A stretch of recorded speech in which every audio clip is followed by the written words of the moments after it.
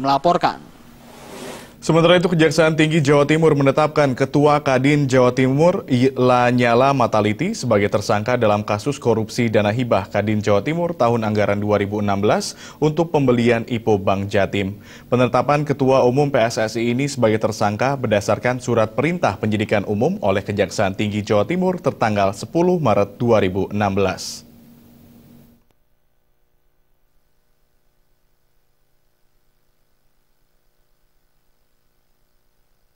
Kejaksaan Tinggi Jawa Timur kembali mengeluarkan surat perintah penyidikan dalam kasus korupsi dana hibah dari Pemprov Jawa Timur kepada Kadin Jawa Timur tahun anggaran 2016. Dalam sprindik yang dikeluarkan pada tanggal 10 Maret 2016 ini, Kejaksaan Tinggi menetapkan Ketua Umum PSSI Lanyala Mataliti sebagai tersangka. Lanyala ditetapkan sebagai tersangka ini terkait kapasitasnya sebagai Ketua Kadin Jawa Timur.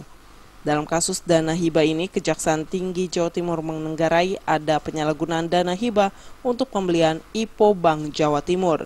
Akibatnya negara dirugikan sebesar 5 miliar rupiah. Penetapan tersangka terhadap Ketua Kadin Jawa Timur ini disampaikan langsung oleh Asisten Tindak Pidana Khusus Kejaksaan Tinggi Jawa Timur, Imade Suwarnawan, di kantor Kejati Jawa Timur Rabu sore.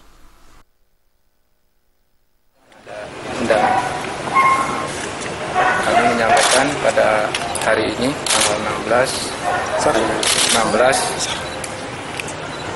Kepala Kejaksaan Tinggi Jawa Timur menetapkan tersangka untuk perkara Kadin dan inisial LN. Nomor sprindik 291-5-PD.1-PD-03-03-2016 tanggal 16 Maret 2016.